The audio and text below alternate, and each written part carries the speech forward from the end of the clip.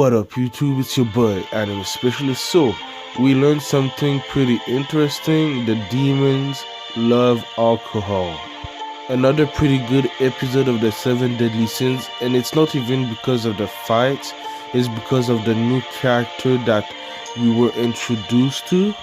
We still don't know how powerful the 10 Commandments will be because they're not finished replenishing their magic. So at the moment, I think there's two members of the 7 Deadly Sins that can beat some members of the 10 Commandments. The number one is Meliodas, and the number two is Escanor, the last 7 Deadly Sins that we were introduced to in this episode.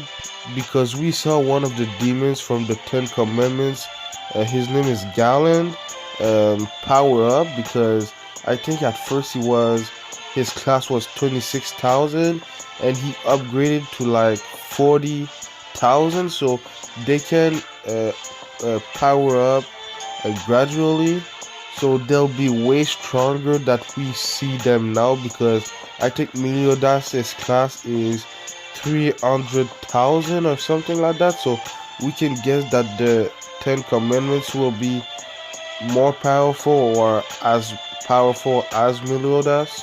But let's talk a little bit about Escanor because he is the last 7 Deadly Sins member that we were introduced to in this week's episode. His powers are pretty interesting because it reminded me of Bruce Banner as the Hulk because when there's sunshine and everything, he's the big and strong Escanor, but at night he's like Bruce Banner. So that was a pretty interesting power that he got.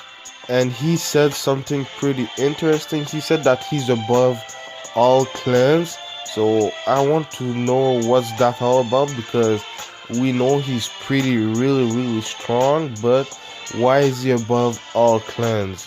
We know that he just destroyed Galen.